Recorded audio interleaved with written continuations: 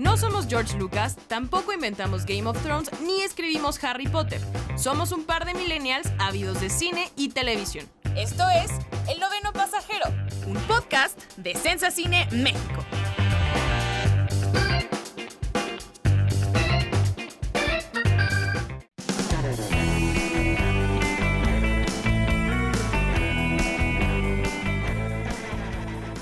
Amigos de Sensa Cine México, soy Tamara Cuevas y bienvenidos a la segunda temporada de El Noveno Pasajero. Estamos muy felices de que hayan regresado con nosotros. Hemos estado preparando pues por varias semanas el nuevo contenido. Está conmigo de nuevo el buen Mikey. ¿Cómo estás, Mike? Hola a todos. Pues sí, ya de regreso al Noveno Pasajero, como ya les comentó Tamara. Hemos estado trabajando arduamente en nuevas secciones, nuevos contenidos que esperemos que les gusten. Los hemos hecho con mucha dedicación, con mucha pasión por esto que pues nos gusta, ¿no? El cine, la televisión, la cultura pop. Y pues bueno, hoy es el regreso, el gran regreso, y tenemos un programa realmente pues muy preparado, muy dedicado a lo que nos gusta, y esperemos que también les guste a ustedes. Y bueno, sin más preámbulo, comenzamos con la segunda temporada de El Noveno Pasajero.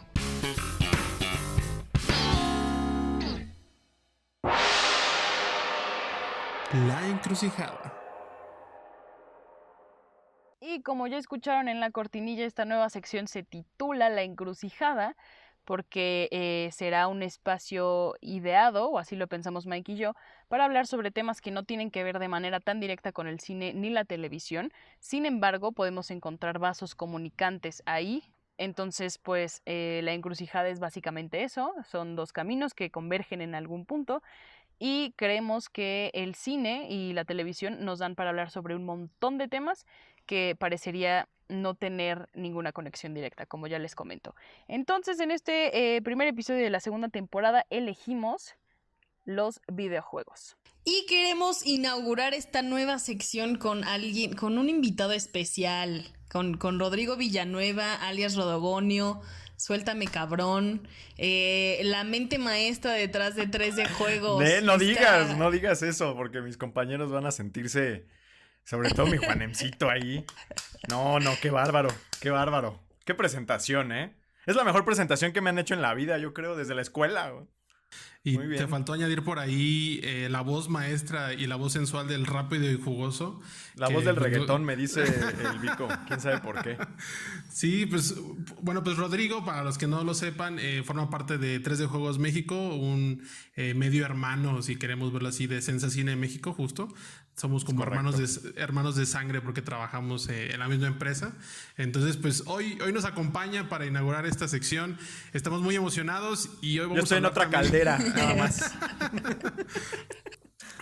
Hoy vamos a hablar de un tema pues muy padre que nos gusta mucho y que Rodrigo es experto, nuestro querido Rodogonio, de The Last of Us, este juego que estrena su segunda parte, recién lanzado en plataformas en todo el mundo. Y bueno, vamos a hablar de The Last of Us y muchas cosillas interesantes alrededor de este videojuego. Y vamos a dar primero el background. Rodri, siéntete libre de interrumpirme si es que digo algo que no es correcto. Pero para los que no sepan qué es The Last of Us, es un videojuego de Naughty Dog. Fue creado por Neil Druckmann y Bruce Starley. Estrenó en el 2013. Y la historia es de un mundo post-apocalíptico que se centra en Joel, un hombre de Austin, que se ve inmerso como en este mundo donde a las personas se les infecta como con una cepa de hongo y los convierten en zombies o algo parecido. La historia se centra en él y en Ellie, una niña de 15 años que puede ser inmune al virus. Bueno, eso se explica en la primera entrega del juego. La inspiración, según los creadores del videojuego, tiene pues libros, tiene otras películas. Entre los libros que inspiraron a la historia está City of Thieves, que esto es un dato interesante porque es un libro escrito por el showrunner de GOT, de David Benioff. Otro libro en el que está inspirado es La carretera, de Cormac McCarthy, que también fue llevado a la pantalla grande. El mundo sin nosotros, que planteaba efectos de la desaparición del ser humano en el planeta Tierra. Y puedes retomar. El mundo sin humanos. De un periodista. A las 17. Y además tomaron como referencia películas como Gravedad de Cuarón y Sin lugar para los débiles de los hermanos Coen. El juego vendió... Sí, es buenísima. El juego vendió 1.3 millones de copias la primera semana de su estreno y para el 2018 ya eran como 17 millones. Otra cosa hiper buena de este juego que tengo que admitir, yo no lo he jugado, pero lo he escuchado de Rodri, de Miguel, de todo mundo, es que el score está a cargo de Gustavo Santaolalla, que es un compositor, músico y productor argentino que ha ganado premios de la Academia por Babel y Secreto en la Montaña. Y además trabajó con artistas como Café Tacuba, Molotov o Julieta Venegas. Eso es a grandes rasgos de Last of Us. Eso es para interesarlos un poco en el videojuego. Y justo hablando del videojuego, siempre se dice por ahí entre los gamers, yo soy gamer de ocasión, no soy tan experto, tan clavado, no solo ahí de repente en el Call of Duty podemos hacer algunas cosillas, pero se dice mucho que The Last of Us es un juego que todo gamer no debe perderse. O sea, si eres gamer y no has jugado The Last of Us, no eres gamer, se dice por ahí, ¿no? Entonces te quería preguntar, Rodri, ¿por qué se dice que este videojuego cambió la industria del gaming o por qué es el parteaguas de dicha industria? Mira, para empezar a hacer la acotación de que creo que tú eres todavía más experto porque eres mucho más fanático de este juego en específico, pero la realidad es que para mi gusto es un juego, fíjate que es un juego que debutó el mismo año que Grand Theft Auto 5 y sin embargo le ganó ese año el Game of the Year a Grand Theft Auto 5. Hubo debates muy acalorados sobre cuál era el mejor juego de ese año y estar contra Rockstar en el tú a tú para un newcomer como era esta franquicia, pues ya era bastante decir, ¿no? Para mi gusto lo que hace a The Last of Us un juego revolucionario es la narrativa. Yo creo que los videojuegos, yo no me doy de haber jugado todos los juegos habidos y por haber. O sea, me gustan mucho los videojuegos y creo que tengo la facilidad tal vez de explicarlo mejor que alguien. Pero hay gente que ha jugado muchos más y son académicos, ¿no? Y eruditos. Pero de lo que yo he jugado, es probablemente la mejor historia que yo he visto. La historia más... También la historia más sobria o más cruda que yo he jugado. Y ahí hacer como que la distinción entre un Resident Evil, un Silent Hill, que sí son títulos que tienen este matiz un poco macabro, oscuro y demás, pero The Last of Us lo aterriza en un espacio mucho más realista, y creo que marca ese salto del videojuego formal del juguete y de todo este legado de Nintendo que sigue teniendo un lugar sagrado en la industria del videojuego y desempeñando un rol indispensable. De que el juego es este mundo de champiñón y de niños y de niveles y demás, al paso a una narrativa que no le pide nada a otras formas de entretenimiento literarias o cinematográficas, con ese nivel de madurez y ese nivel de sobriedad que apela más a un mercado adulto sin necesariamente recurrir o a la violencia extrema o al sexo, digamos que sin sentido, ¿no? Este es un juego que narra una historia muy humana y creo que incluso pues triste, digamos, ¿no? O sea, incluso rompe esquemas en ese sentido, porque no vamos a entrar quizá en spoilers para quien no ha jugado el original, pero es un final inesperado y quizás sobresaliente incluso para efectos de lo que uno esperaría en una película o en una serie de televisión. Entonces creo que son esos elementos narrativos los que ponen a The Last of Us en una categoría aparte dentro del mundo de los videojuegos, y esta secuela que recién estrena pues tiene esa meta monumental de por lo menos estar a la altura de la primera entrega, lo cual incluso en muchos medios es algo bien difícil, ¿no? O sea, cuando tienes esta historia muy bien contenida y que podrían catalogar como magistral, darle seguimiento con otra entrega es algo muy arriesgado, ¿no? Y muy complicado. ¿Recuerdas la primera vez que jugaste The Last of Us o eso ya está fuera de...? Sí lo recuerdo. De hecho, yo lo jugué tarde porque yo en la generación del PlayStation 3, que es la séptima generación de consolas, si no me equivoco, yo tuve Xbox como Tamarita. Como su servidor. Exacto. Y por lo mismo me perdí varias de las exclusivas que tenía PlayStation, entre ellas The Last of Us. Pero en una ocasión, no sé si fueron unas vacaciones o algo, me llevo una de las consolas de la oficina y dije, bueno, vamos a darle una oportunidad. Un título de sigilo en realidad, no es un título de acción ni de disparos ni demás. Es un título con un compás un poco más lento que requiere de cierta paciencia, digamos, para irse disfrutando y irse asimilando. Y es un juego que me fue absorbiendo poco a poco. O sea, a mí me sorprendió porque cuando salió muchos estaban muy entusiasmados, pero yo, número uno, porque no tenía la consola, decía, ¡nee! Y número 2, pues era como, este juego se ve súper lento, la verdad es que no espero mucho. Y conforme lo vas jugando, te va atrapando por la historia. Por la historia, lo cual a mí me asombró. Y de hecho es uno de esos juegos que yo creo que puede sentar a alguien que quizá no es gamer a ver nada más los puros cinemas y armas un muy buen momento de entretenimiento, la verdad, muy digno, muy, muy entretenido. Yo creo que el inicio, ¿no? El inicio, yo recuerdo cuando... O sea, yo cuando compré mi PlayStation, compré FIFA, por supuesto, y The Last of Us, pero sin pensarlo, ¿no? Entonces, recuerdo cuando yo lo jugué, los primeros 10 minutos, me parece, del juego, y con eso tienes, yo creo que para engancharte con la historia, ¿no? O sea, como mencionas, es trágico, es triste, es humano, pero yo también coincido, obviamente no soy el experto en materia de narrativa de videojuegos, pero la historia me parece es lo principal de todo, y más que la historia, la manera en la que nos sumerge a formar parte de la historia. Porque de repente me pregunta mi mamá, oye, pero ¿cómo es ahí cómo juegas? O dije, no, pues mira, van caminando los personajes y están teniendo diálogos, y esos diálogos aportan al desarrollo de los personajes. Y a ese diálogo y a esa caminata le sumas la musiquita de Gustavo en ciertas situaciones, en ciertas matices que estén pasando los personajes, y les dan un color en sí al escenario post-apocalíptico abandonado, y a una paleta de colores también muy interesante, ¿no? Entonces creo que es una serie de elementos que estimulan una experiencia distinta y coincido, impresionante, ¿no? Yo quería preguntar si este es... O sea, es que hace rato, voy a decirlo, hace rato le pasé a Mike un video de The Last of Us y me dijo, güey, ¿por qué me lo spoileas? Pero yo no sabía que en los videojuegos se podía spoilear. O sea, tanto que se cuidó, se envolvió en plástico, Mike. Eso. Se envolvió en plástico y lo arruinaste. No sé qué le habrás dicho ni qué te habrán mostrado, Mike, pero qué tremendo lo que está diciendo Tamara. Bueno, es que neta yo no sabía que en los videojuegos había spoilers. O sea, ¿sabes? Soy como esa persona que apenas está descubriendo este mundo y dice, wow, pensé que solo pasaba en las películas, en las series. Ave María, o sea, purísima.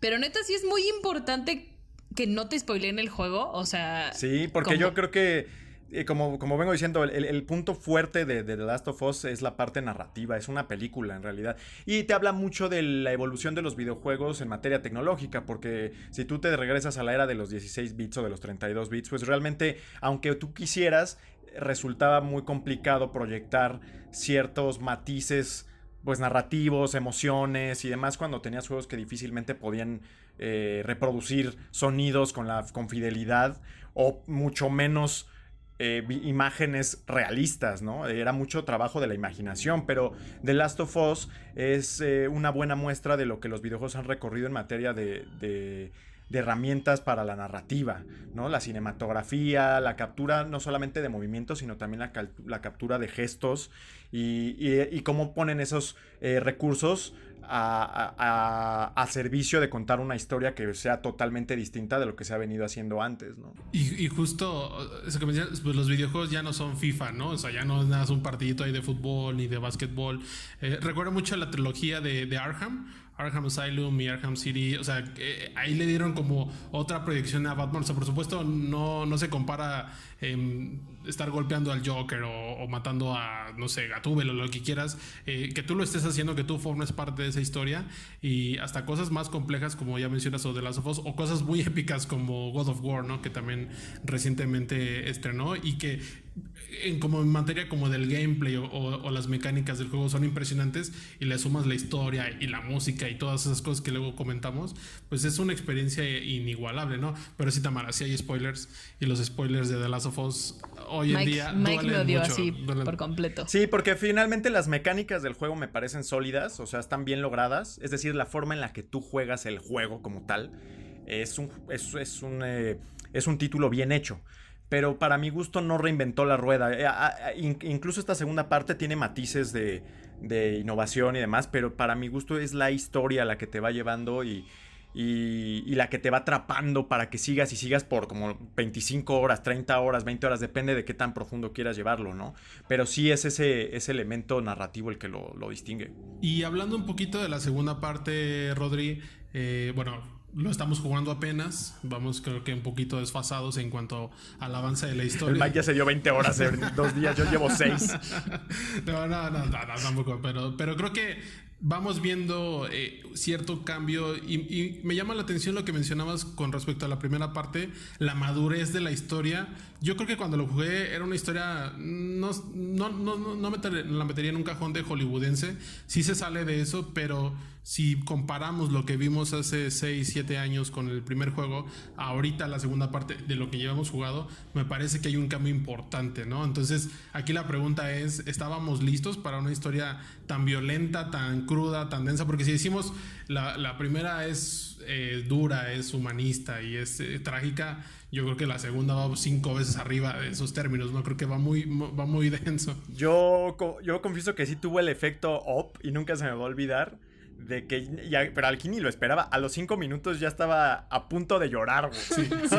Sí, me tomó así de... Que también es como, bueno, he estado mucho tiempo encerrado, ¿no? O sea, también es una mala época, güey, ¿no?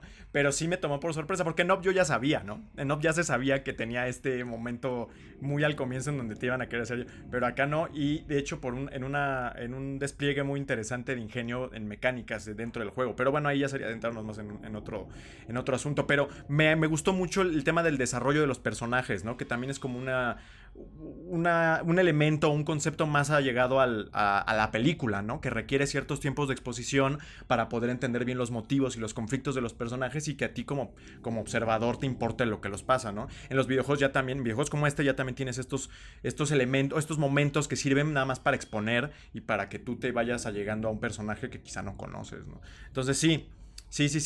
Yo la verdad es que incluso siento que el tema de lo que decía Tamara, de esta especie como de parásito que está en el eje de la historia, realmente es lo que lo hace incluso más sobresaliente el éxito que ha logrado, porque si tú me pichas ahorita una historia posapocalíptica con pseudozombies, ya no quisiera saber nada, ¿sabes? O sea, ya está totalmente choteado, ya hemos visto 400 temporadas de The Walking Dead y spin-offs y demás, y hemos visto otras historias parecidas.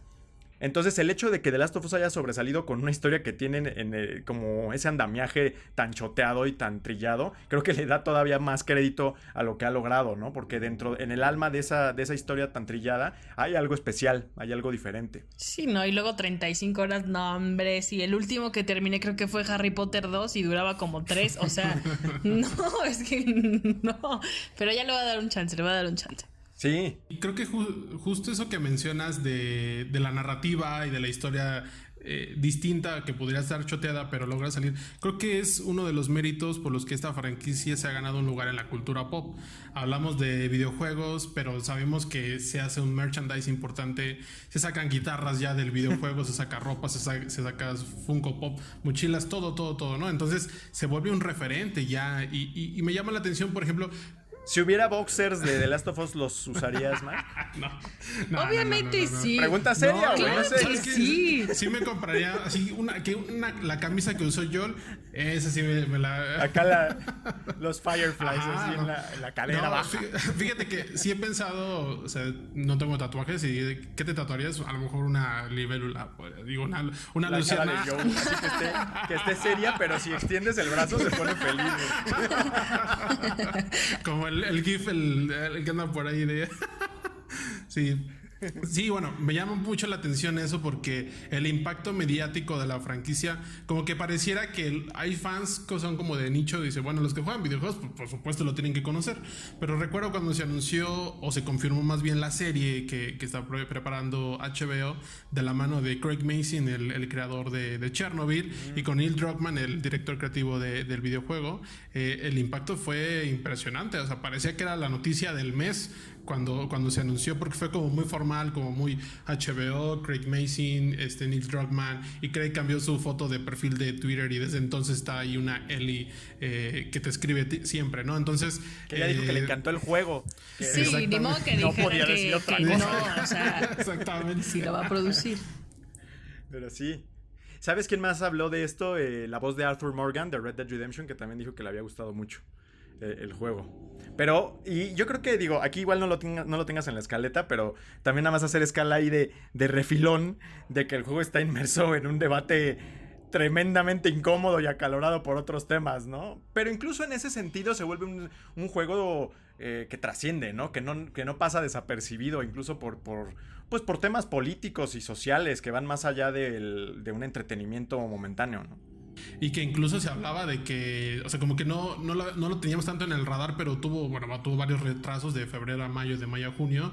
Y el retraso de mayo se debía pues la pandemia por COVID y todo eso. Pero sí, incluso como que no visualizábamos el tema de que, bueno, pues es que en el juego también hubo una pandemia, ¿no? Sí. Y se hablan esos temas y las consecuencias de una pandemia. Y creo que no estábamos como en un buen momento de salud mental. Que de hecho creo que mi primera reacción cuando lo atrasaron la última vez fue de, ok, es porque no han acabado.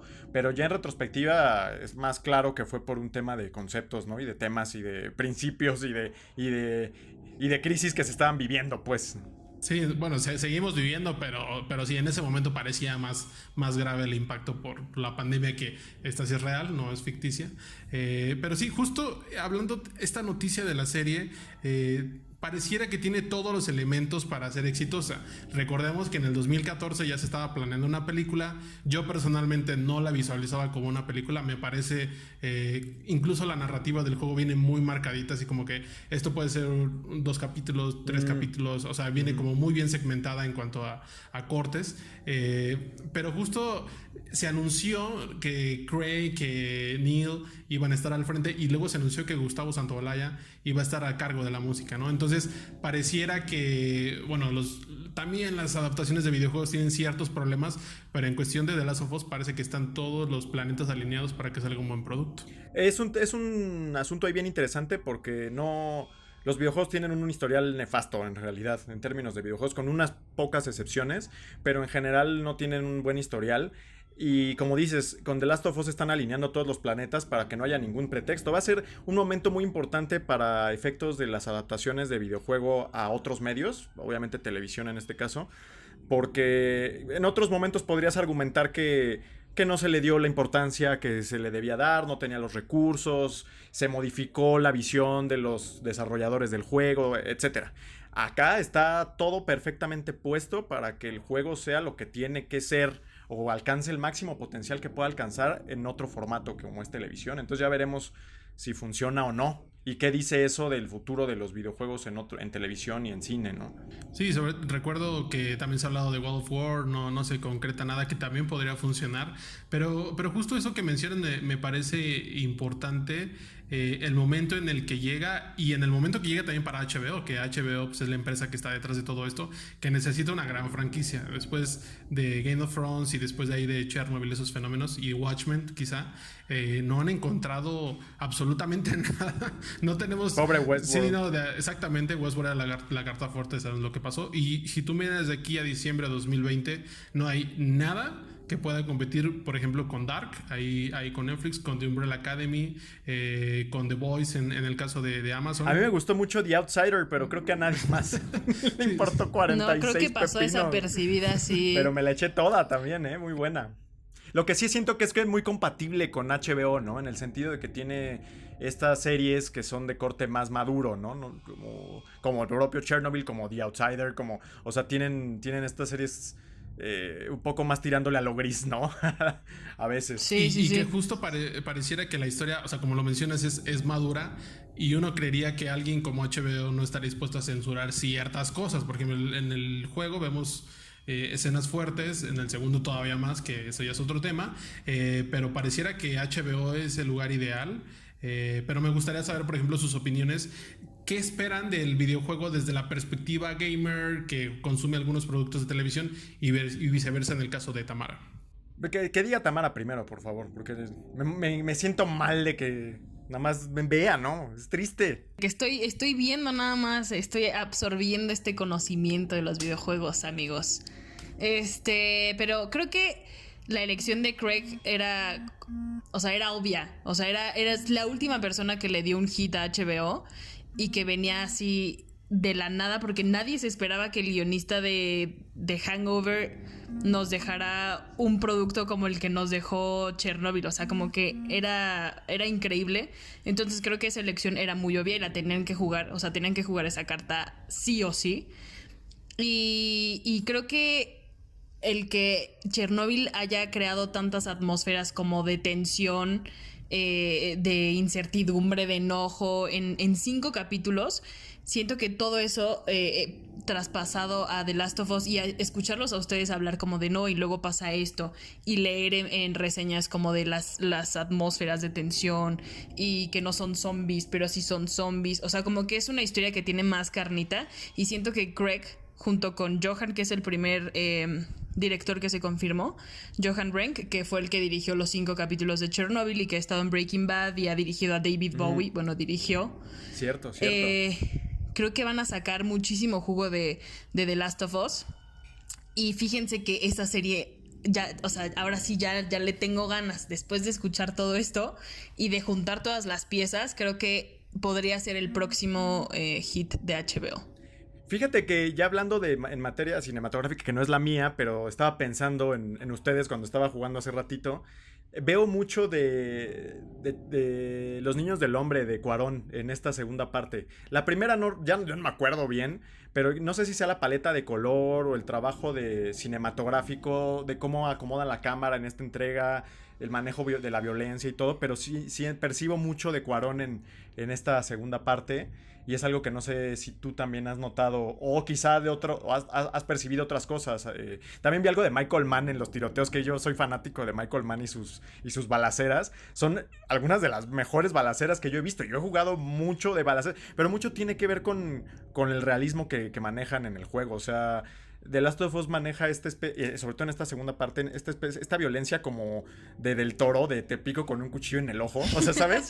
Como, y lo ves, ¿no? Esta tajada en la cara, o sea, hay un lenguaje que no necesariamente por ser videojuego y por estar tan ligado a la violencia, que no, es algo que no habíamos visto de todas maneras. Sí, justo lo que mencionas, yo creo que me he concentrado más en el tono perturbador que tiene la historia, y creo que en los colores que mencionas coincido mucho con Niños del Hombre y el tono desolador, creo.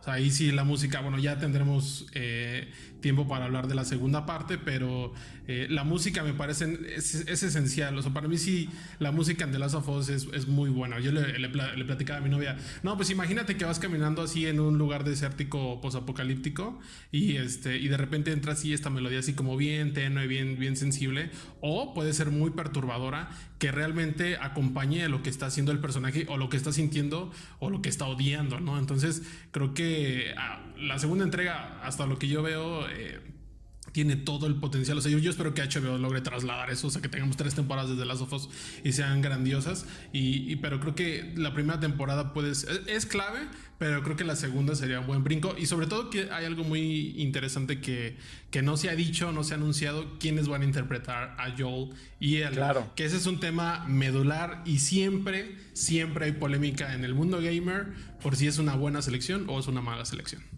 Sí, no. Se ha hablado mucho de... Igual ahí yo fallo pero a los fans les gusta mucho...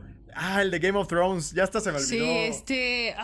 Sí, el que hizo Jamie. El que es Jamie. Sí. Lo quieren para Joel. Pero a ver... También había escuchado de Ellen Page o para Ellie o Caitlin Dever. ¿Vieron Booksmart?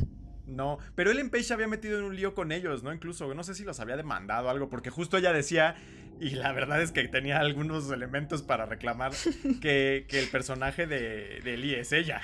Sí, es igualita, sí. Exactamente. Entonces sí, creo que ahí no sé si la traerían para que se vean las caras ahí con el Neil Druckmann. Si tú me demandaste. Y sobre todo porque pues Ellie en la primera parte tiene 14 años, ¿no? Y Ellen Page pues ya no... Ya tiene 30. Ya no tiene el elixir de la eterna juventud. Sí, y justo... Sí, o sea, yo también pienso... Algunos dicen hasta que Hugh Jackman, por ahí dicen que... Para Ellie. Que tiene que serle para... No, pero sí, o sea, es una buena incógnita. Veremos qué sucede. Pero sí, yo creo que HBO tiene todo el potencial. Esperemos que lo haga bien, ¿no? O sea, yo tengo la confianza, pero me emociona incluso más ver la segunda entrega y decir, esto lo tienen que ver el mundo, ¿no? Siento que le juega a favor para la adaptación el hecho de que, como te dije, las mecánicas para mí no son tan revolucionarias. Y eso siento que le viene bien para la adaptación a televisión porque, pues, obviamente es una de las partes que queda atrás, ¿no? O sea, la parte interactiva del videojuego es la que no va a poder llevarse a la televisión y lo que sobrevive es la historia, ¿no? Entonces, si las mecánicas jugaran un rol preponderante y revolucionario e indispensable dentro de la narrativa del juego, habría un problema ahí, porque pues finalmente la experiencia en televisión en un medio un poco más pasivo pues sería muy diferente y podría ser decepcionante. Y eso es lo que yo creo que hace que ciertos juegos, como un Grand Theft Auto, un Call of Duty, un propio Gears of War, que están como más anclados a las mecánicas que manejan, a la forma de jugarlo, si les quitas eso y los llevas a otro medio, acabas con algo que ya se ha visto o que no tiene mucho de especial. Y es lo que The Last of Us hace al revés. Siento que las mecánicas funcionan muy bien para contar la historia, pero la historia es la estrella, ¿no? Ahora, esto de que van a hacer la serie, yo estaba leyendo que no era una miniserie, que sí iba a ser una serie como tal. Esto, y lo pregunto porque yo no tengo idea del ámbito gamer, o sea, ¿esto significa que va a haber The Last of Us parte 3 y parte 4 y parte 5? Hace poco entrevistaron a Neil Druckmann y lo que él había dicho es que no estaba seguro, lo que nos dice mucho de lo que sigue, porque cuando termina The Last of Us 1 realmente sí percibí cierta renuencia a la secuela, como que por mucho tiempo no se habló de eso, se trató de quizá de matar esa idea en aras de mantener muy puro la obra maestra que se había creado, pero ahora lo entrevistaron hace poco y dijo que no estaba seguro si iban a regresar o no, pero el hecho mismo de que lo contemple como una opción quiere decir que sí cabe, y ya con eso es que eventualmente va a volver, una vez que esto se enfríe y que otra vez crezca el apetito por continuar en ese universo. Y habrá que ver en qué acaba, porque yo no sé todavía en qué acaba esta historia y si va a dar pie a una tercera parte, ¿no? Sí, justo, pues no se ha hablado de la tercera entrega, pero yo creo que HBO sí estaría pensando en, al menos yo creo que 3 temporadas sí podría hacer, pero también recordamos el caso que tuvimos con Watchmen, que parecía que podía haber más episodios, solo hay 9 episodios y por ahora no se habla de una segunda entrega. Y Rodri, ya para terminar, a ti como fan gamer, fan de The Last of Us y como la voz de la comunidad, incluso de 3D Juegos y de toda esa gente que está ahí siguiéndote y todo. Qué responsabilidad, como ¿Qué siempre. consideras que no puede faltar en la serie que tenga el videojuego? Uy, me la pusiste bien difícil. Bueno, no, realmente no. Yo creo que las buenas actuaciones, ¿no? Fíjate nada más, o sea, yo ahorita que he estado jugando el 2, siento mucho placer en el hecho de ver a los personajes cuando no están matando a alguien, sino que nada más están hablando y están diciendo algo y están... relación entre el guión y la actuación, que en el caso del juego pues le confiere es Ashley Johnson y Troy Baker todavía en una parte, ¿verdad? Oh no, bueno ya, no voy a decir más, nada más ahí. Pero ese hasta yo lo entendí, amigos. Es lo que yo más disfruto del juego. O sea, las actuaciones son extraordinarias las actuaciones.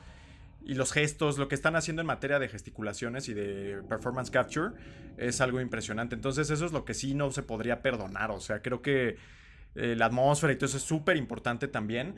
Pero podrías mover algunas cosas de ahí siempre y cuando la historia y las actuaciones se mantuvieran, ¿no? Y también supongo que el binomio entre esta Ellie y Joel también pues yo creo que es esencial. Si no la gente va a enloquecer ahí, ¿no? Son icónicos. Sí, si no hay química van a quemar HBO. No es cierto. Pero fíjate, ahí sí no hay, yo no necesito nada de mecánicas ni de... Incluso yo creo que los chasqueadores que les dicen en español, podrías moverlos a otra cosa y podría funcionar siempre y cuando algunos de los otros elementos se mantuvieran. Porque como en The Walking Dead y demás, realmente son como que el lienzo que está atrás y que lleva a los personajes a hacer X o Y cosa, pero realmente no son el alma de la historia, yo siento. Ajá. Sí.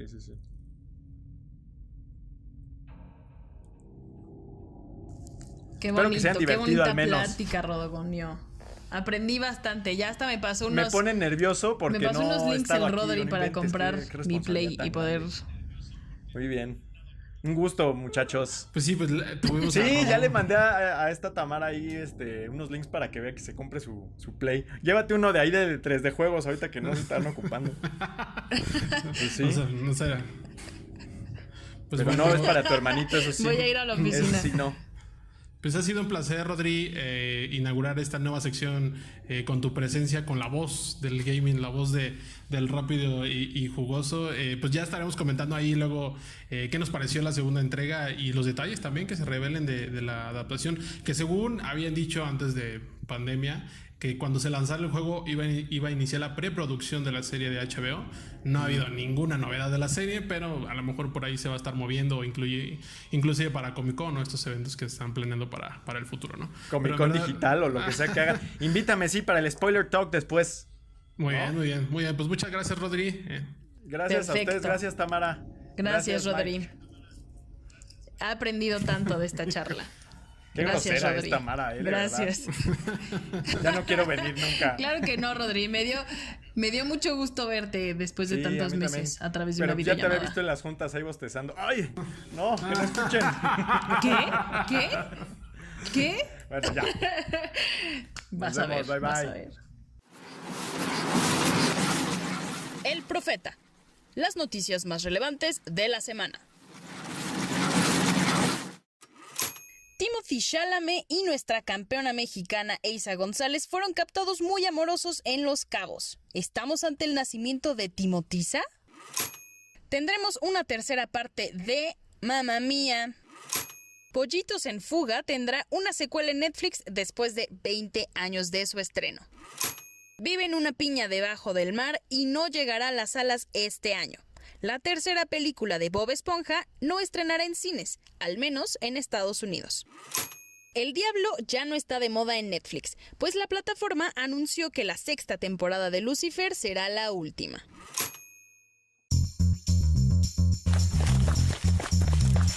Los maratonistas. Y bueno, amigos, como ya escucharon, esta sección se llama Los Maratonistas, precisamente porque pues Mike y yo somos enfermos de la televisión y las series y podemos sentarnos y de un jalón ver una serie que habíamos estado esperando por muchísimo tiempo, y sabemos que ustedes, que varias personas que nos escuchan son igualitos de clavados que nosotros. Entonces esta sección va a ser para hablar de televisión, de las series que esperamos, de las que ya vimos, de las que tenemos teorías, y para inaugurar esta bonita sección de los maratonistas, pues hablaremos de nada más y nada menos que Dark, el fenómeno alemán que está a punto de estrenarse y que Mike y yo ya estamos, que ya lo queremos ver. Sí, sin duda. Bueno, como ya lo comentamos en algunos programas anteriores, para mí esta es la serie más esperada del año. Si entramos como un poquito a ver el calendario estrictamente de televisión, pues no hay mucho después de Dark, ¿no? O sea, vemos HBO, no tenemos nada claro, algo equiparable, algo tan mainstream como puede ser la serie alemana. Amazon se encuentra más o menos por la misma situación, The Voice por ahí, pero sin duda Netflix está robando los reflectores durante esta cuarentena, este año marcado por la pandemia. Viene por ahí The Umbrella Academy también en julio, pero me parece que a nivel global, un fenómeno de las características de Dark, no tenemos algo similar, y sin duda la tercera temporada pues nos tiene a todos pues, con el Jesús en la boca, ¿no? Como dirían por ahí, porque la segunda temporada fue espectacular. A mí me gustó muchísimo el brinco que dieron, el manejo de la ciencia ficción, y la tercera temporada, bueno, al final nos dejó con una cosa así del peor cliffhanger, la cuenta regresiva del apocalipsis el 27 de junio, que yo creo que desde que estrenó esa segunda temporada y vimos ese final, sabíamos que el 27 de junio del 2020 tenía que estrenar sí o sí la tercera temporada, le hicieran como le hicieran. Lo lograron hacer pese a pandemia, y pues nada, estamos esperando la resolución del último ciclo de la serie. No, además nos tiene con el Jesús en la boca porque parece que todo lo que está pasando es publicidad de Dark. O sea, el sismo de la semana sí fue así de ¿qué onda? Los truenos que cayeron. No, bueno, pero bueno. Como ya este es el final de Dark, queremos dar como un bonito paseo por la nostalgia, hablar de cómo llegó esta serie al catálogo de Netflix, el milagrazo que hizo Netflix con esta serie. Entonces, pues hay que empezar diciendo que Dark fue o es la primera producción alemana original de Netflix. Incluso en unas entrevistas el protagonista de la serie, Jonas, bueno, el actor, decía que estaba muy feliz, pero que estaba muy preocupado porque era la primera serie que se hacía en su país y era todo la responsabilidad encima de ellos. La serie fue creada por Baran Bo Odar y Jantje Fries. No sé muy bien cómo pronunciar el nombre de ella porque es muy difícil, pero bueno, ellos dos son pareja y Baran es el director y ella es la productora. Siempre ha sido así. Entonces Netflix vio la primera película de Baran, que es acerca de un hacker que se llama Who Am I. Entonces les encantó porque era como un thriller y había cosas de tecnología y era una narrativa muy bien contada.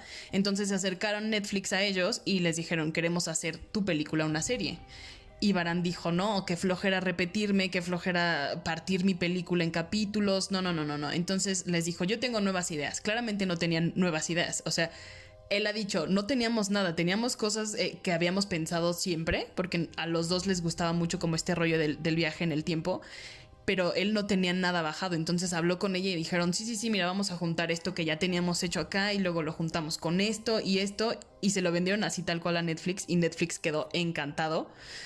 Y entonces la serie, creo, no sé tú qué opines, Mike, pero siento que lo que hay que destacar de Baran y de Janche es que no inventaron el hilo negro, porque la base de Dark está en la mitología griega, está en la filosofía, o sea, son cosas que ya tenemos en el bagaje cultural, pero que ellos dijeron: vamos a conectar todos estos puntos y les vamos a dar una historia que se va a volver un fenómeno, como pasó. Que pareciera que esa historia o la manera en que le vendieron la serie a Netflix, pues parece que nos la vendieron igual a nosotros, ¿no? Porque vemos como muchas cosas como que, oye, suena muy padre, viajes en el tiempo, enredos familiares, ciencia ficción, partícula de Dios, y todo así revuelto como licuadora en una serie que nos encanta, pero pareciera que luego no entendemos, ¿no? O sea, como que sí tenemos ahí cierto dominio de, pues probablemente Jonas es este compa y acá Jonas grande y Jonas viejo y lo que quieras, pero también llega un punto donde nos rompe y donde justo creo que eso es algo que nos pasa a los fans de esta serie. Cuando le intentamos explicar a alguien que no es fan de la serie o que no está viendo la serie, como que, o que dices, bueno, viajes en el tiempo, pero quieres como a lo mejor explicar algo muy clavado, como que no sé si te ha pasado que empiezas a explicar y como que te escuchas y llega un punto donde ya no tiene sentido lo que estás diciendo. Sí, que ya... Yo termino de explicar esos momentos como, bueno, es algo muy clavado, es una ciencia ficción muy clavada, pero como que, o sea, me estoy escuchando y de repente también como que ya no tiene sentido lo que estoy diciendo.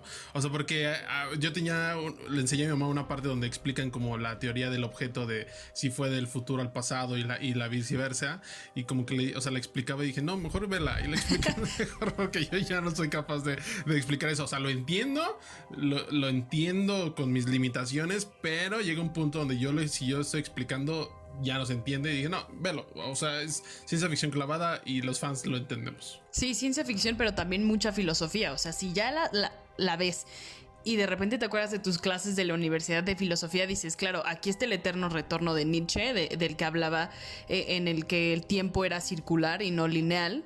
Y que Zaratustra pensaba que nos estamos repitiendo todo el tiempo, que ya vivimos lo que estamos pasando, pero no está completamente adaptada esto a la serie, porque según Zaratustra, un hombre que es feliz y que acepta su vida como tal, como una buena vida con sus tragedias y sus buenas cosas, estaría feliz de repetir el ciclo, ¿sabes? Y aquí en Dark no quieren repetir el ciclo, o sea, quieren cortarlo, pero se dan cuenta que están atrapados.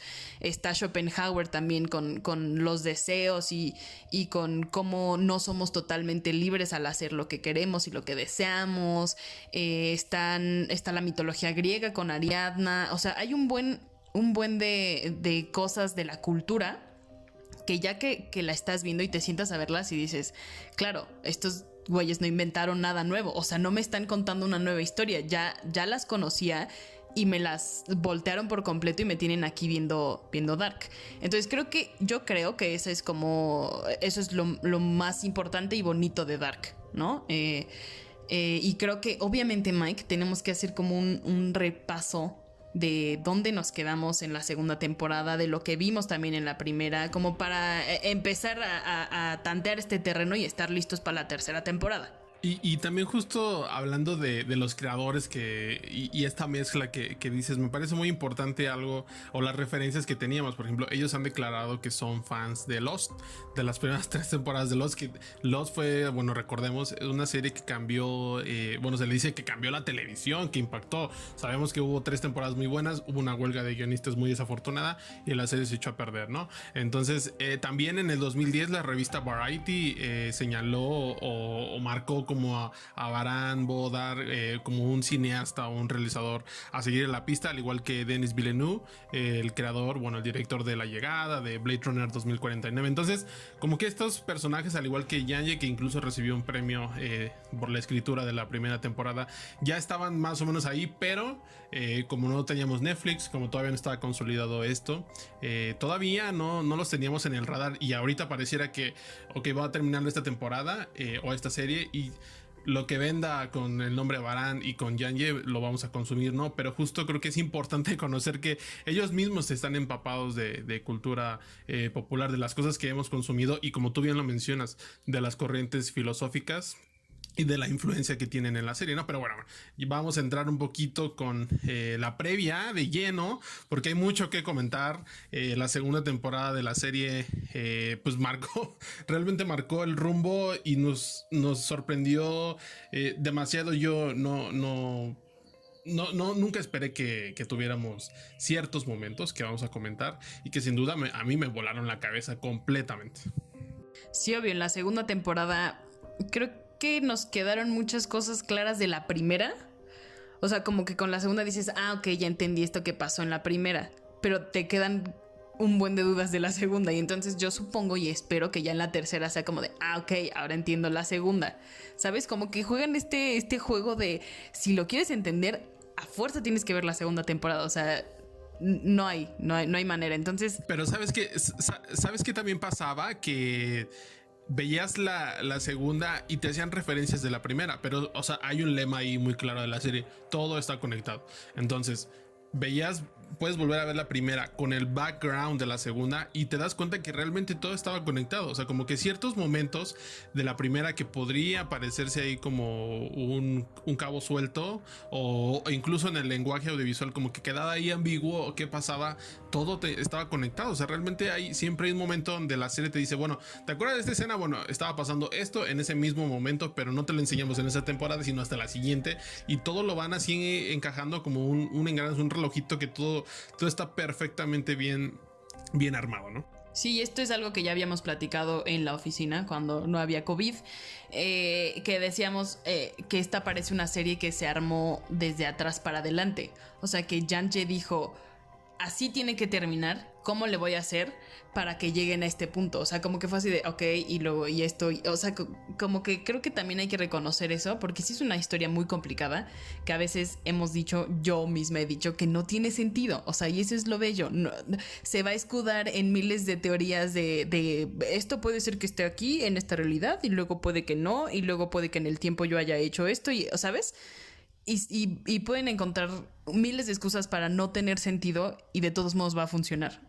Pero que pareciera que sí tiene un cierto final. O sea, por ejemplo, yo cuando terminé la primera temporada decía, bueno, nos están contando la historia de todo lo que ha pasado, porque tú sabías que el final o el presente, no el presente 2019, era el 2052, porque tú sabías que el mundo había acabado. Ahora, en la segunda temporada pasaba algo similar. Conocías a Adam, uno de los personajes más importantes de la serie, y que tenía o tiene ciertas intenciones por manejar el tiempo, manipularlo a su antojo. Dices, bueno, aunque sea extraño, ya no estamos en el 2052, estamos en 1921, pero como este personaje, que es una de las grandes revelaciones de la segunda temporada, estaba en esa época, y bueno, así hay una linealidad de vida, como de, bueno, aquí está más joven, aquí está más grande, aquí está anciano, pues claramente te decía, bueno, ahora ya no es el 2052, ahora es 1921, por más extraño que parezca, a donde tenemos que llegar. Entonces nos van a seguir contando a lo mejor la misma historia, o la misma estructura narrativa de vamos a contarte todo para atrás, pero se tiene que llegar a ese punto, ¿no? Sí, y justo ya hablando de las revelaciones que estás haciendo, yo voy a empezar con las revelaciones, y voy a decir que ese capítulo en el que justo es el 4, y que coincide con que parece que ellos les encanta hacer las revelaciones fuertes en los capítulos del medio. Porque en la primera temporada igual pasó con Mikkel y Michael. En el cuarto nos dijeron que eran la misma persona y dijiste, wow. Y en la segunda se repite esto de que en el cuarto nos enteramos que Adam es Jonas en su última versión. O sea, antes ya de morir, Adam es Jonas de anciano y ha sido el culpable de todo lo que ha pasado como con las alteraciones del tiempo. Cuando vi ese capítulo dije, ¿qué está pasando? Que no me la creo, tío. Así me quedé. Sí, sobre todo el momento, es que eso me encantó de la serie, ¿no? Momentos antes te habían presentado que lo estaban ahorcando y se le hizo una cicatriz y no necesitó nada más la serie, recuerdo muy bien la escena, necesitó solo mostrar una cicatriz arrugada, bueno, ya de una persona con cierta edad, grande, para decirnos, es Jonas, o sea, es Jonas, pero ¿cómo demonios llega a estar pelón, desfigurado, con quemaduras en el rostro y demás?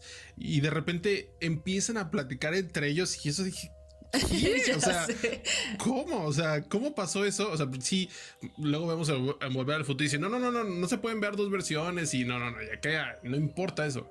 Entonces, como que decía, bueno, esa charla la está teniendo Jonas joven, bueno, Luis Hoffman, el actor, y Jonas grande, pero Jonas grande ya tuvo esa charla, pero está teniendo esa charla, pero al mismo tiempo ya la estaba recordando, ¿no? Entonces me digo, sí, tú me dijiste eso y ahora me vas a decir eso y sabía que lo ibas a decir, o sea, fuck, o sea, ahí sí fue una cosa que me rompió y la manera en que cómo te van explicando que él tiene que hacer ciertas cosas después es maravillosa y es uno de los puntos o una de las grandes revelaciones que, bueno, en Adam no sabemos qué va a pasar con su tercera temporada porque él se llamó a sí mismo el disparador, ¿no? El que conoce todo y el que tiene que llevar que a cierto punto que todo vaya hacia allá, ¿no? Pero bueno, otro de los puntos importantes es Claudia Tiedemann.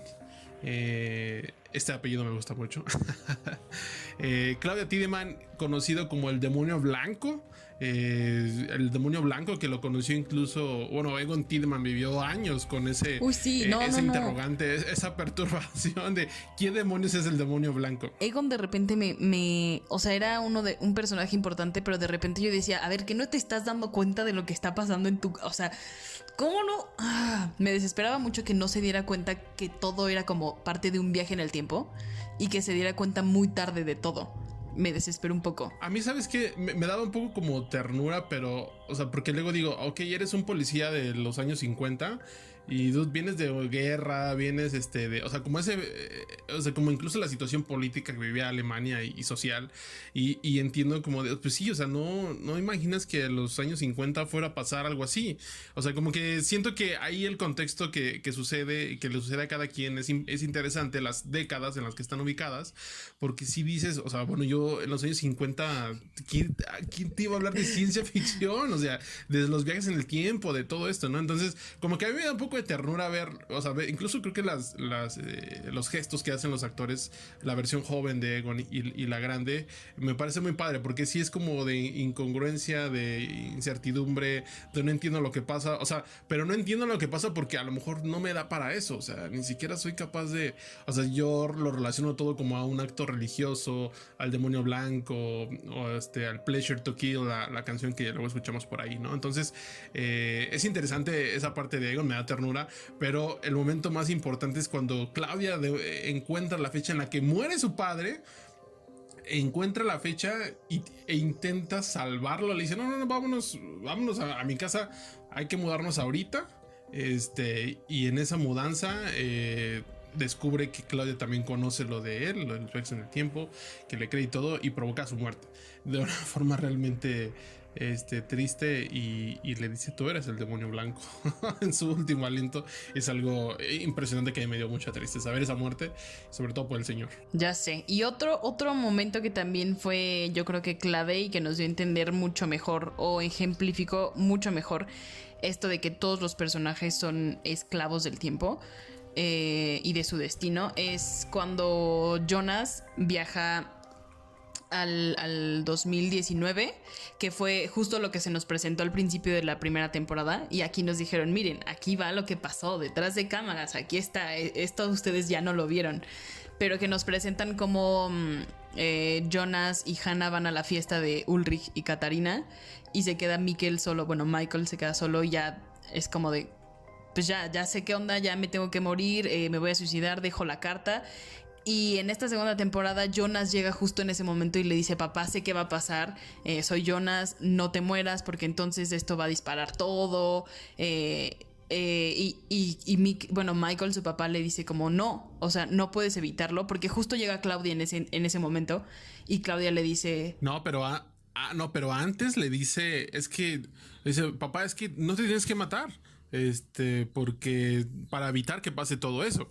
Y le dice, pero le explico, oye, pero es que no entiendo, porque tú fuiste quien me llevó a la cueva. Sí. O sea, es cuando suena, antes de todo de que llegue Claudia y ahí, o sea, ahí también te rompe porque dices, ¿qué?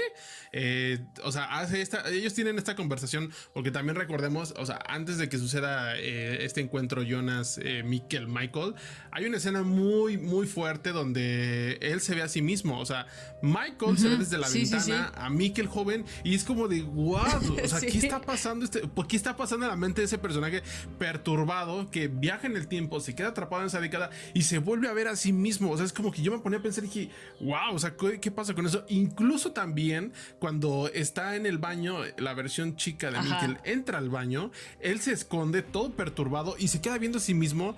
Y yo digo, o sea, eso también lo tiene que recordar él. O sea, es un ciclo perturbador en la manera en que se ven a sí mismo y es una persona completamente perturbada, dañada mentalmente. Oh, no sé, eso me pareció muy fuerte. Y justo cuando Jonas llega cuando Michael le dice, no, es que tú me llevaste a la cueva. O sea, yo creo que recuerdo muy bien la cara de Jonas y eso todos hicimos esa cara de what the fuck, ¿qué me estás diciendo, no? Y luego cuando me dice, no, es que, y es cuando ya Claudia, que ahí si quieres, sigue. Ajá, y que llega Claudia y le explica como de, Adam te está mandando... Y tú estás confiando en él ingenuamente y crees que tú vas a poder evitar el suicidio de tu papá, pero en realidad te manda porque tenías que estar aquí para que él se convenciera de que sí tiene que suicidarse. Entonces esta plática es lo que dispara que Michael diga, sí me tengo que suicidar. Entonces como que Jonas de por sí ya estaba deprimido porque se le murió su papá y porque no puede besarse con su tía que es Marta y entonces eso nunca puede pasar. Y luego le dicen, esta plática es la que detona que se suicide tu padre. Pobrecito. O sea, la verdad sí dije pobre Jonas. Pero Claudia le dice, ¿tiene que suceder?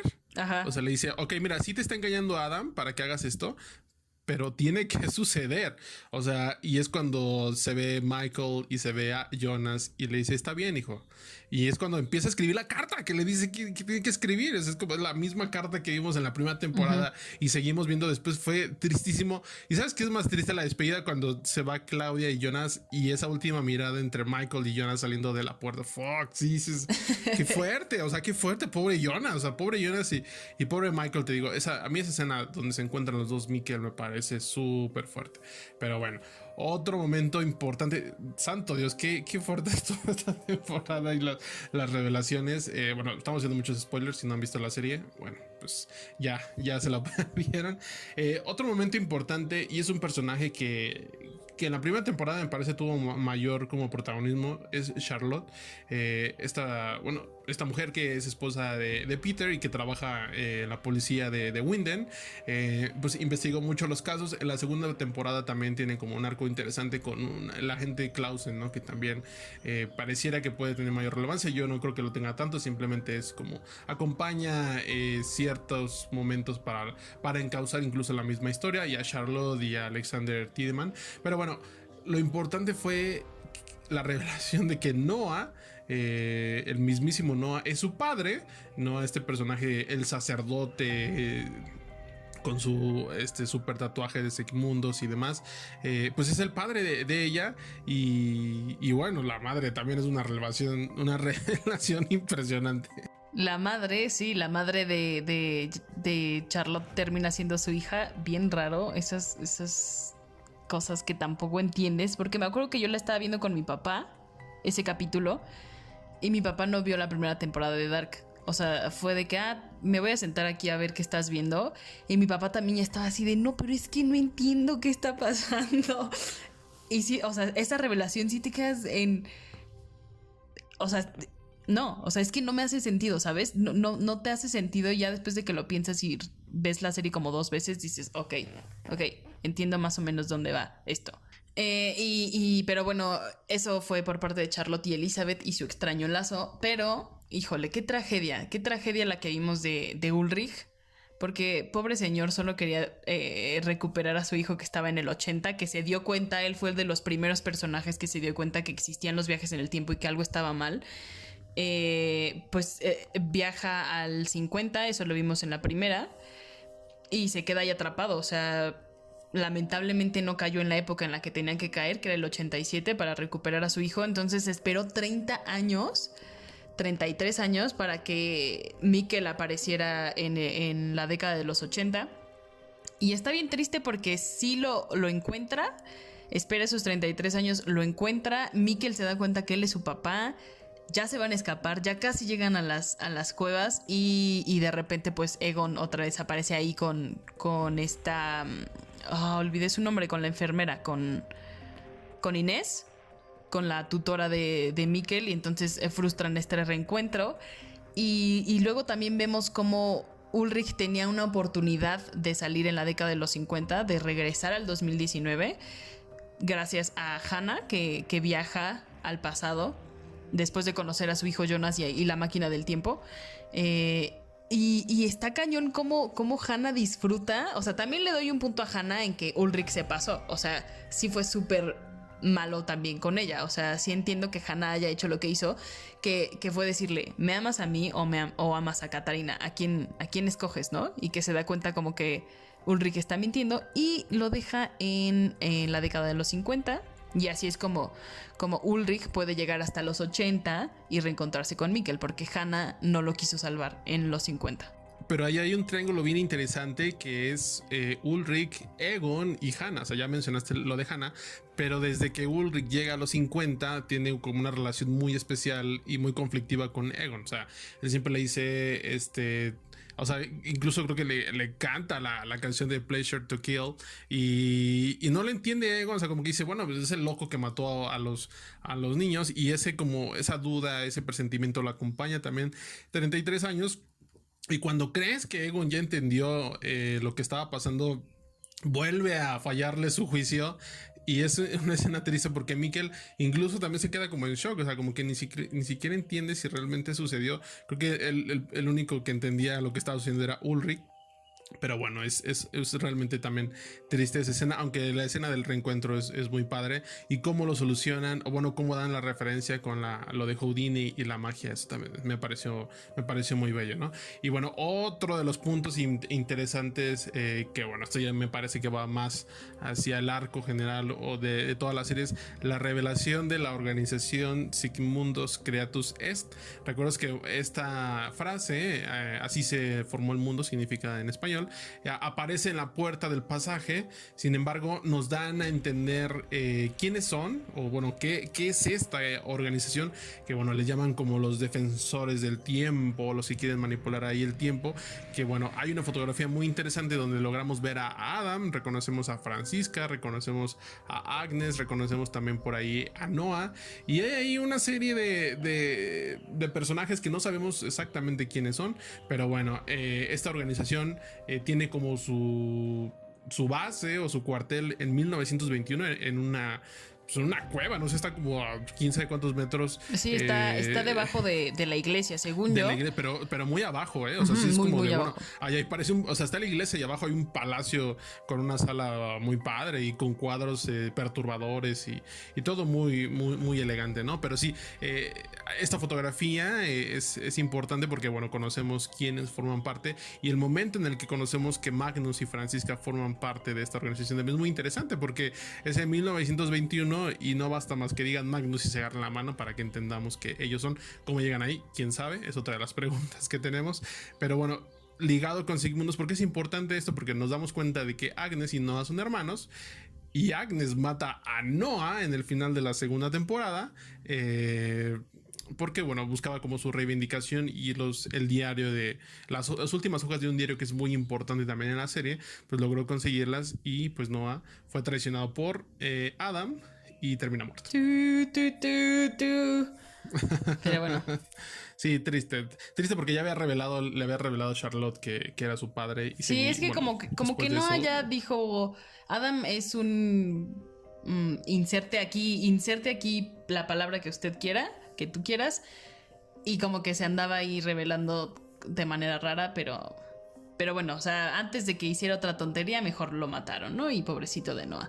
Otra cosa que también vemos en esta segunda temporada y que nos sorprende, por supuesto, es el apocalipsis, porque la segunda la comenzamos cuando ya había pasado el apocalipsis, porque Jonas estaba en el 2052. Entonces nunca supimos cómo fue en realidad, ¿no? Entonces nos esperamos hasta el final de temporada para saber qué pasó, y es justo que entra Clausen, un personaje que no le veíamos ningún chiste, ¿sabes? Porque era como de, pues sí, ya sabemos que Alexander es malo, o sea, algo trae desde la primera temporada, no sabemos bien, pero ya sabemos que es malo el dude, o sea, y entonces aquí justamente entra Clausen y nos dan a entender que, bueno, pues sí tiene un chiste de estar ahí, y con tal de solucionar la desaparición, bueno, la muerte de su hermano a manos de un tal Alexander. Bueno, de un Alexander, pero ¿cómo se llamaba? ¿Cuál era? Boris, ajá, a manos de un Boris.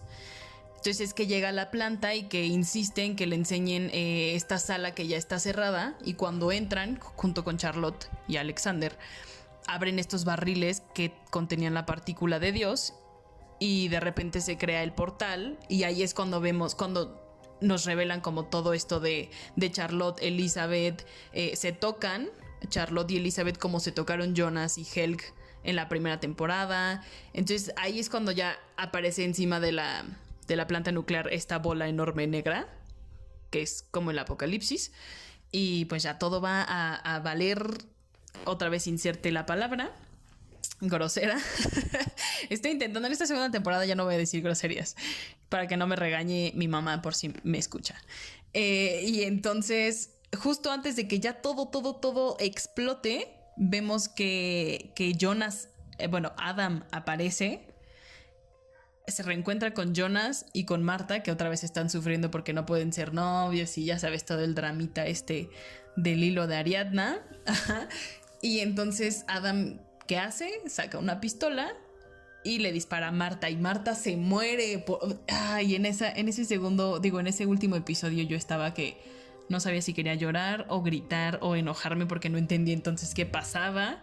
Y ya decías, ok, ya se murió, pero de repente entra una cosa que no tiene sentido. O sea, que dices que entra una Marta, pero con el cabello pintado de negro Revlon, y entonces Jonas se queda como de, ¿quién eres tú? ¿De dónde vienes? O ¿de qué tiempo eres? O algo así le pregunta, y Marta le dice, no es de qué tiempo vengo o algo así, sino de qué mundo.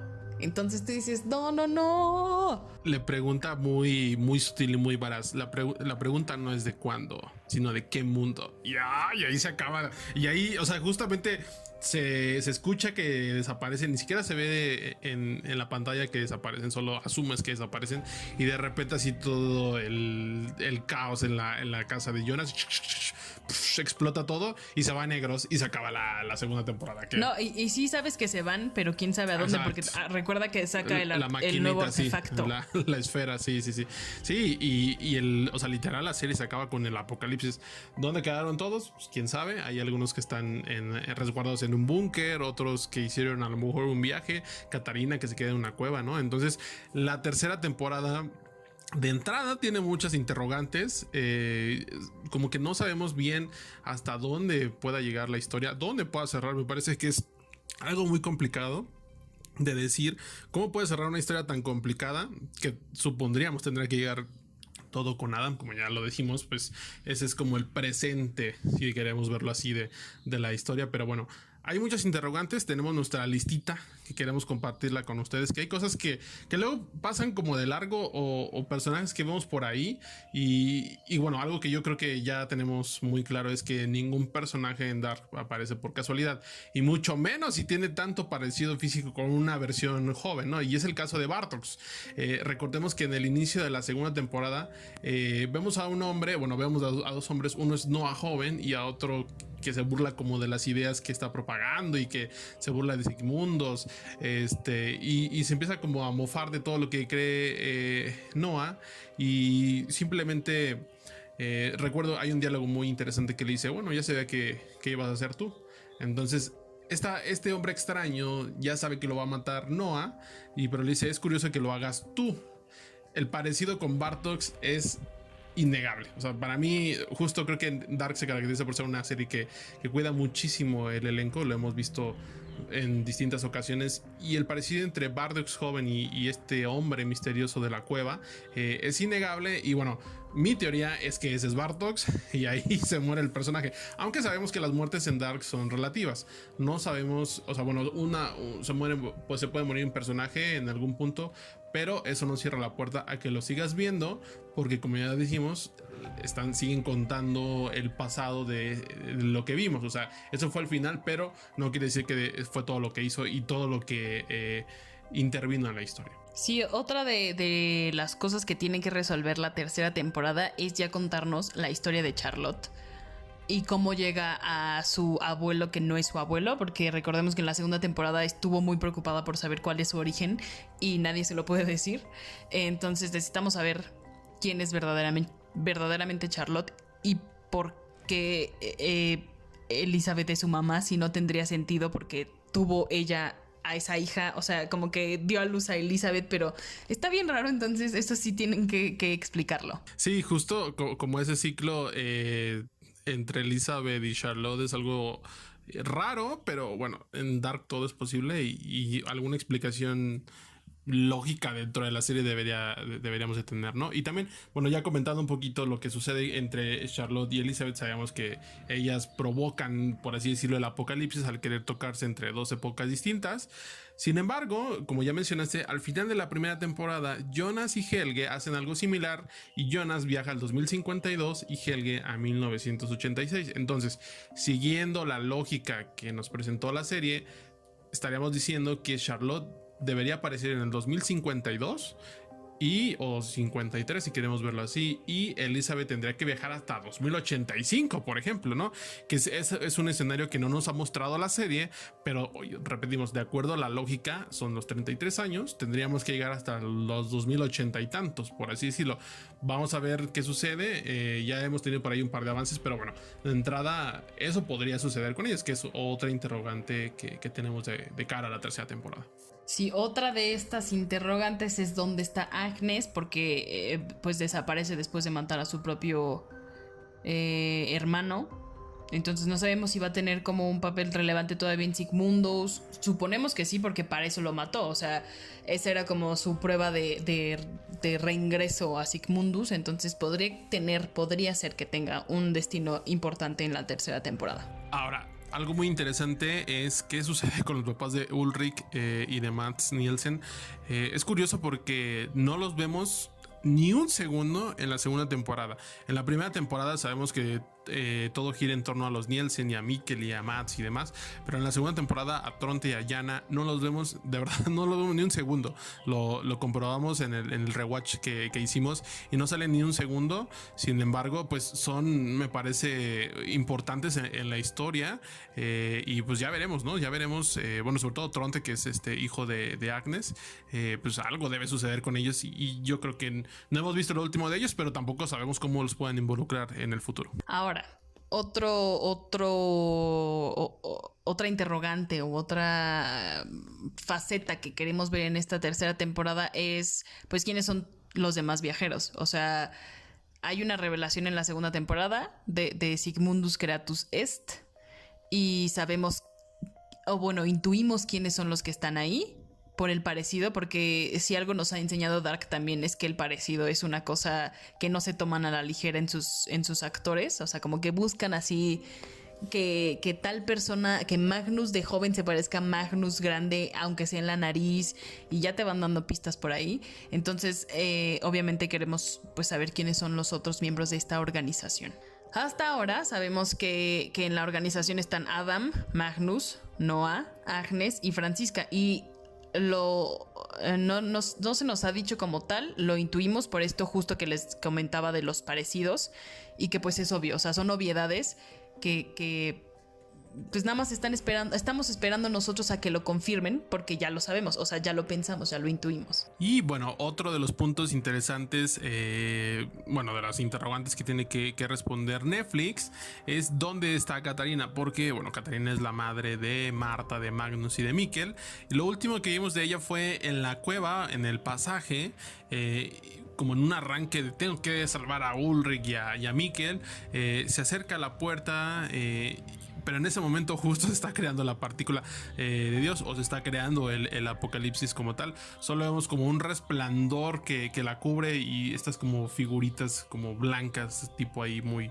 muy padres, muy espaciales, que le empiezan a rodear. No sabemos, o sea, si ella muere en el apocalipsis, yo creo que no, pero si viaja, a dónde viajaría, si puede encontrar a Ulrich, si no lo encuentra, pues tendría dos opciones, que sería el 53 y el 86, o el 54 y el 87, dependiendo. Será interesante ver a dónde llega y cómo se desarrolla en la tercera temporada. Y ahora, hablando de Jonas en su presentación del extraño, pues necesitamos saber en dónde quedaron, porque recordemos que después de que Noah le entrega una carta a Jonas en la versión del 2052, él va a casa de Marta y ahí coincide con Bartosz, Magnus y Franziska, y es cuando deciden utilizar la máquina del tiempo.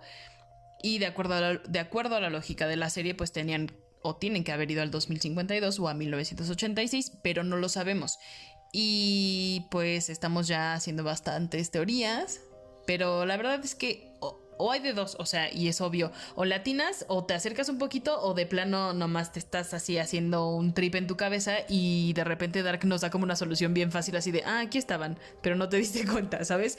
Entonces, pues obviamente esa interrogante tiene que ser resuelta sí o sí en la tercera temporada. Y otra cosa que también nos quedamos con muchas dudas, ya lo mencionamos un poquito, es qué va a suceder con Hannah, la madre de Jonas. Sabemos que se queda en 1954 después de desconocer a Ulrich y condenarlo a una vida o a una tragedia familiar completamente. Nos da como la impresión de que pueda tener como una especie de relación con Egon Tiedemann, que me parece interesante porque este personaje también atraviesa como una parte complicada con su matrimonio con Doris. Sin embargo, pues Hannah también ya se ha destapado como un personaje que puede ser muy cruel cuando es necesario, y no olvidemos que tiene una máquina del tiempo. Ahora, esa máquina del tiempo, cómo la va a utilizar en la tercera temporada, me parece interesante saberlo. Y bueno, ahí veremos si tienen otro reencuentro con Jonas o si ya lo desconoce hasta como su hijo, no sabemos. Pero sí, Hannah se destapó como uno de los personajes más crueles de la serie, incluso más que Adam en algunas ocasiones. Ahí sí es cruel, pero también, o sea, entiendo por qué es así. Y de niña, o sea, de niña no era... Pues, o sea, sus intenciones al principio no eran ser como la persona más horrible del planeta, o al menos de Vinden. Pero pues sí, también la orillaron a ser así, pobrecita. O sea, sí le entiendo. Oye, pero ¿sabes qué? Ese cambio de su cara, es que los gestos de Dark me parecen muy interesantes. Cuando está con Ulrich y como que le dice, ¿me amas? Y de repente le cambia la cara así como de maldita. Fuck, o sea, sabes que ahí no se va a echar para atrás y va a ser lo más cruel posible. O sea, sí, ahí la actriz es muy buena porque sí te da a entender como la cara así de odio de ya no soy la Hannah que tú conocías. Yo estoy Hannah en modo... Yo no soy esta mujer. Empieza a sonar de Paulina Rubio. Sí, no, se transforma en otro personaje y otra personalidad sin duda, ¿no? Pero bueno, ya la última interrogante que necesitamos y nos urge que nos digan qué está pasando es, pues, y esta también está ligada un poquito a lo de arriba, bueno, a lo que comentamos antes, que es qué contenido o qué viene en la carta que Noah le entrega a Jonas, porque después de que Jonas lee esta carta en finales y principios, en la segunda temporada, todo cambia. O sea, él decide cómo tomar una decisión que a lo mejor no había previsto en ese momento, que ya sabemos iba a pasar porque así es Dark, pero al menos hasta ese momento no pensaba que lo iba a hacer así y termina haciéndolo. Entonces, obviamente necesitamos saber qué había en esa carta, y seguramente es importante porque pues si fue importante la carta del suicidio, en la primera temporada y segunda, pues obviamente va a ser importante este contenido para la tercera. Y como que las cartas o los papeles tienen también un papel, valga la redundancia, muy importante en la serie, porque ya tenemos el diario, las hojas que tenía que recuperar Agnes, ya mencionaste la carta del suicidio, ahora esta carta y quién sabe tú qué más vayamos a encontrar, pero ligado con esa carta que pareciera que le escribió Marta no sabemos de dónde, pues la gran interrogante es de dónde es esta Marta que vemos al final de la segunda temporada, ¿no? Como que teníamos muy claro que, ok, existen 5 líneas del tiempo, nos presentaron ya 5 líneas del tiempo en la segunda temporada. No sabemos, o sea, repetimos, hasta dónde puede alcanzar. La complejidad de la serie ha ido aumentando temporada con temporada, y el hecho de hablar de otro mundo, en el caso del final, pues abre la posibilidad a sin fin de cosas, ¿no? O sea, no sabemos si vamos a tener un multiverso o cuántas líneas del tiempo vayamos a tener. O sea, creo que el grado de complejidad al ya incluir otro mundo va a ser importante. Y bueno, sabemos que Dark es una serie, bueno, si les gusta disfrutarla en alemán, pues requiere una atención estricta, como muchísimo tiempo y dedicación por parte de los fans para lograr entender o tratar de entender lo mayor que se pueda lo que nos están presentando, ¿no? Y en el caso de, bueno, presentar otro mundo ya no me imagino, y contando las 5 líneas del tiempo, entonces ¿cuántas vamos a tener, no? O sea, creo que de entrada me parece que la tercera temporada tiene un reto muy importante, porque tienen que resolver estas preguntas que pertenecen a estas 5 líneas del tiempo de las que ya hablamos, y meter un segundo mundo en la historia me parece una locura, pero bueno, ya veremos cómo resulta todo, y confiemos en Baran y en Yanye. Sí, yo ya lo hemos hablado previamente cuando terminamos la segunda, y que le mandé a Mike así un audio de... Es que hay otro mundo y seguramente esto es como vidas paralelas de Jimena Sariñana y algo va a pasar de que aquí hiciste una cosa y en otro hiciste... obviamente, o sea, hay que esperar que no vamos a entender Dark nuevamente, y eso es lo bueno y es lo que todos esperamos en realidad. O sea, cuando yo entre a la tercera espero que sea tan confusa o más como las otras dos, y eso va a ser pues lo que disfrutemos de esta temporada y de esta serie. Pero bueno, así llegamos al final de esta sección, de esta nueva sección que se llaman Los Maratonistas. Esperamos que les haya gustado, y ya hablaremos de muchas otras series en esta su bella sección.